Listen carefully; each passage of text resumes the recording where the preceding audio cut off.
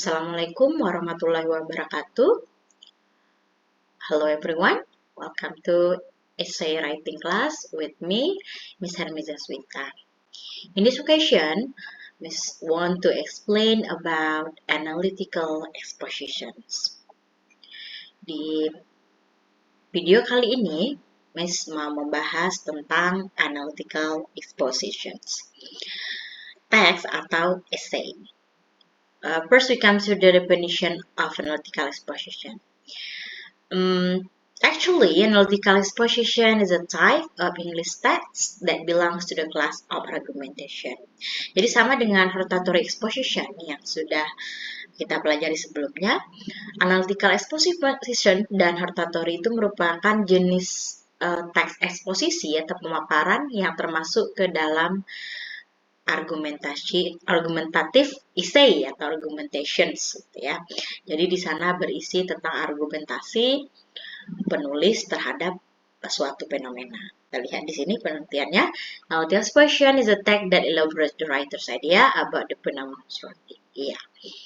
Jadi tentang pemaparan fenomena yang terjadi di sekitar kita. In analytical exposition presents one side of an issue, the main ideas of the text. Di dalam analytical exposition itu hanya satu isu saja, satu sisi isu. Artinya seperti ini, kalau misalnya isu itu mendukung tentang suatu fenomena, ya fokusnya ke yang positif saja begitu. Tapi kalau dia misalnya tidak mendukung tentang fenomena tersebut, tentu essay-nya berisi statement atau konten tentang tidak menyetujui terhadap fenomena tersebut. Okay. And then we come to the purpose of analytical exposition. The purpose of its text is to persuade the reader or listener by presenting one side of argument. Tujuan dari teks analytical exposition adalah membujuk pembaca atau pendengar dengan menghadirkan satu sisi dari sebuah argumen. Ya. Jadi di dalam analytical exposition nanti ada suatu pendapat, misalnya menyetujui tentang satu fenomena. Nah, kita sebagai pembaca nanti diajak untuk melihat satu sisi sebuah argumen dengan memberikan contohnya, gitu ya, sehingga teks tersebut berisi bujukan gitu atau to persuade the listener. And then we come to the generic structure of analytical exposition. Jadi dalam analytical exposition text, kalau kita lihat bedanya dengan hortatory itu ada di generic structure-nya juga berbeda ya. Kalau di tesis sama, di hortatory juga ada argument 1, argument 2, kemudian ada reiteration. Kalau misalnya di hortatory itu dia restatement gitu ya, kalau di sini dia reiteration gitu di analitika. Coba kita lihat satu persatu. Tesis berisi tentang topik utama yang akan dibicarakan. There is introduction to the topic that will be presented. Ya, dalam tesis ini berisi tentang topik utama yang akan kita bicarakan sebagai penulis. Kemudian ada argumen 1, itu menjelaskan argumen untuk mendukung gagasan tadi, gagasan yang pertama, topik utama tadi, gagasan penulis. Explaining the argument to support the writer's idea. And then argument 2, itu menjelaskan argumen yang lainnya gitu untuk mendukung juga topik utama. Boleh sampai argumen, kalau masih ada gitu ya, ada argumen 3 gitu ya, ada argumen 4, boleh kalau masih ada. Tapi setidaknya ada 2 argumen yang mendukung dari tesis gitu ya, topik utama kita dalam analytical exposition text atau essay. Kemudian baru ke reiteration. Reiteration ini adalah merupakan kesimpulan gitu dari ringkasan argumen-argumen atau pendapat dan memperkuat sudut pandang si penulis. Iya, jadi di dalam reiteration ini kita memperkuat di topik yang kita bahas dalam tulisan analytical. Gitu. Restating the writer's idea, it is a conclusion that sums up the argument and reinforces the writer's point of view. It restates the positions more forcefully in the height of the argument presented. Okay. Then that's about the generic structure of analytical exposition. And then we come to language features of analytical exposition text. Jadi ada ciri-ciri kebahasaan ya dari analytical exposition text atau isi. It can see below. Kita lihat di sini. Yang pertama itu adalah the use of present tense, waktu sekarang. Nah, di dalam analytical sama saja dengan hard theory biasanya menggunakan present tense gitu ya. Jadi kita menggunakan tenses present di dalam membuat analytical exposition text. Ya, rumusnya mungkin Anda semua masih ingat. Kalau I, we, you, they subjeknya ditambahkan verb one. Kalau he, she, it berarti dia ditambahkan verb one dengan penambahan affixations atau imbuhan s or as. So, look at the example here. We often hear lots of stories. Helmet gives ya. Ketika helmet ini dia merupakan kata orang ketiga tunggal gitu ya. Kalau pronounnya jadi dia ditambahkan s. Helmet gives opportunity for riders. Jadi dalam analytical exposition kita akan menemukan kalimat-kalimat seperti ini yang berbentuk thesis present. And then passive voice. Di dalam analytical biasanya juga digunakan passive voice. Passive voice itu rumusnya adalah subject, kemudian ada auxiliary verb, ya, dan ada past participle. Ya, auxiliary verb ini adalah kata kerja bantu, gitu ya. Kemudian past participle adalah bentuk ketiga. Kalau yang masih ingat, dalam passive voice itu kata kerjanya berubah menjadi kata kerja bentuk ketiga atau juga disebut past participle. Nah, contohnya di sini ini kalimat aktifnya. Yang pertama, we often hear lots of stories. Itu masih menggunakan hear ya. Hear ini kata kerja bentuk pertama karena dia di sini adalah kalimat aktif. Kalau dirubah ke pasif dia menjadi lot of stories are often heard. Ada ini merupakan bentuk ketiga gitu ya, dari heard ini heard, kemudian yang ini adalah heard by us gitu. We-nya jadi ketika subjek dia jadi objek dalam pasif. Nah, kalimat pasif ini merupakan penanda gitu atau sering ditemukan di dalam analytical exposition. Dan seharusnya memang ada di analytical exposition text atau essay yang bagus itu dia ada yang pertama tadi days of present, kemudian ada passive voice-nya. And then use of causal and additive connectives to construct the argument. Jadi dia juga menggunakan kausal dan penghubung aditif gitu ya untuk membuat argumen atau pendapat. Misalnya however, kemudian juga on the other hand, ya, therefore, thus gitu ya untuk membuat konklusinya. Kemudian juga menggunakan firstly, ini adalah sequence event gitu ya, firstly, secondly, gitu, not the reasons, finally, sama seperti first theory juga menggunakan causal and additive connective seperti ini.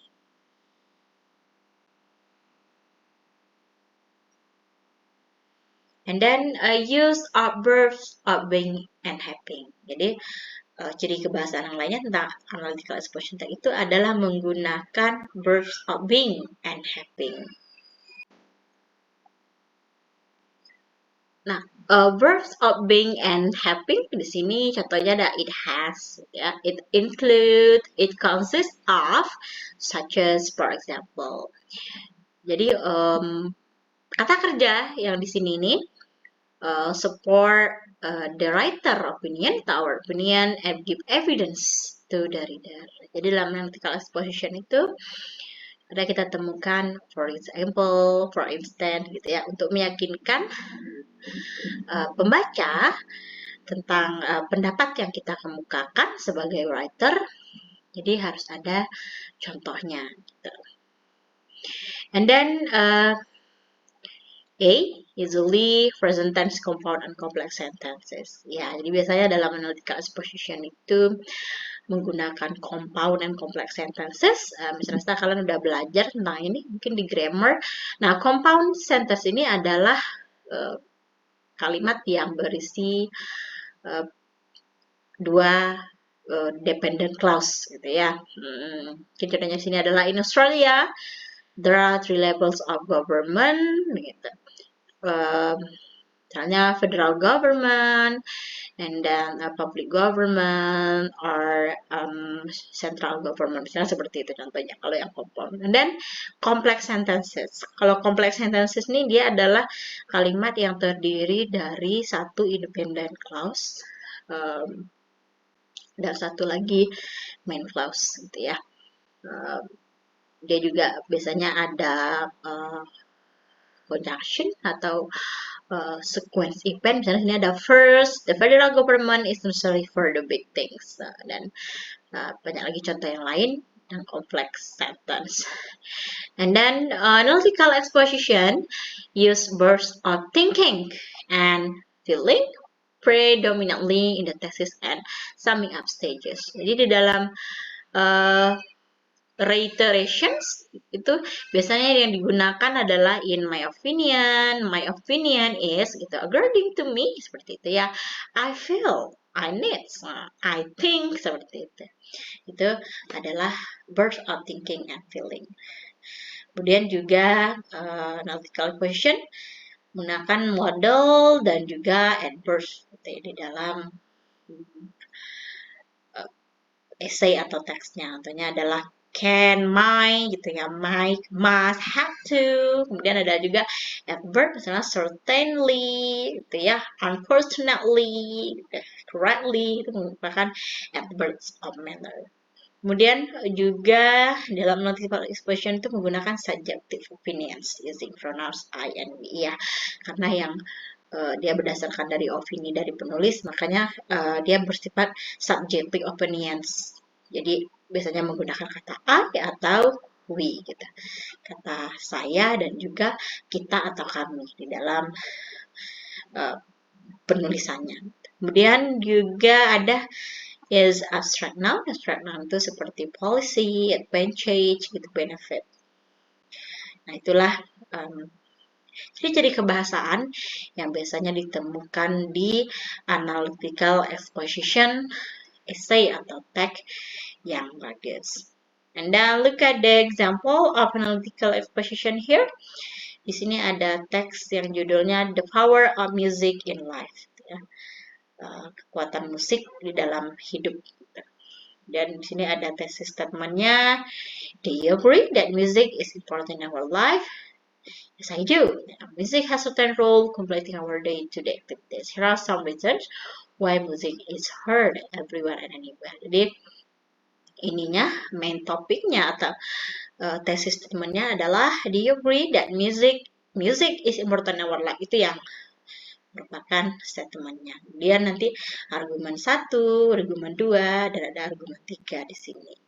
Nah, kalau kita lihat secara keseluruhan, teks yang berjudul The Power of Music in Life ini menggunakan present ya, seperti tadi dia ciri kebahasaan analytical menggunakan present. Jadi overall ini semuanya ya, semuanya menggunakan simple presence. Nah, kemudian juga adanya passive voice atau passive sentence. Kalau kita lihat di sini, ya sini ini sudah temukan ini when it was played. Nah, ini merupakan passive sentence ya.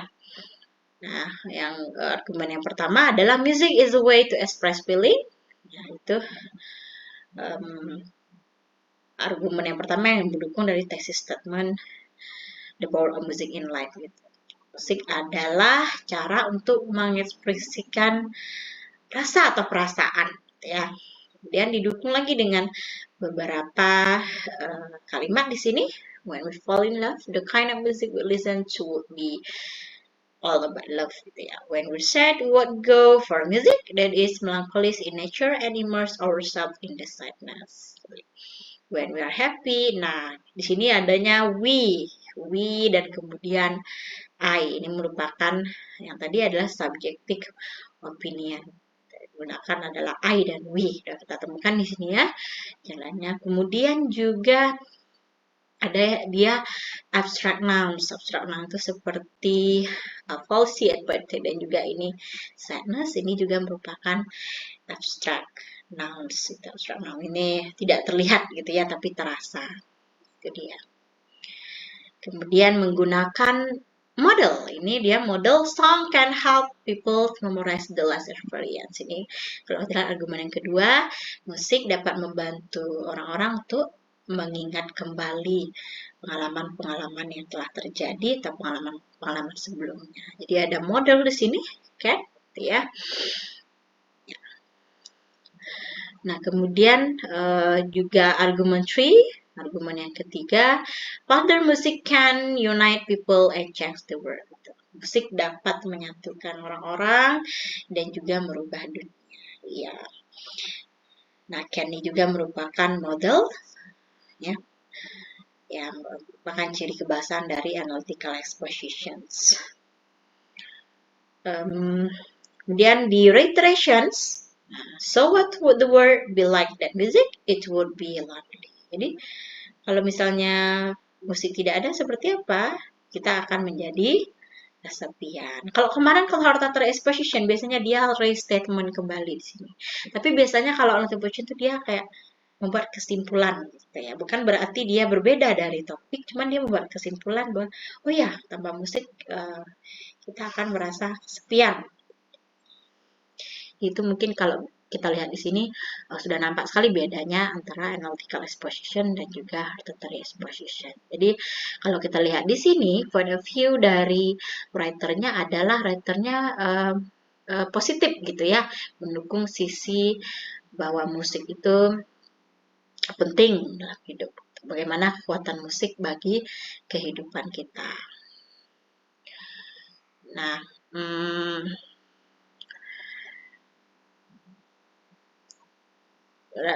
itu saja menurut Miss penjelasan dari analytical exposition. Kalau if you have any questions, you can ask on the comment and also on the WhatsApp group.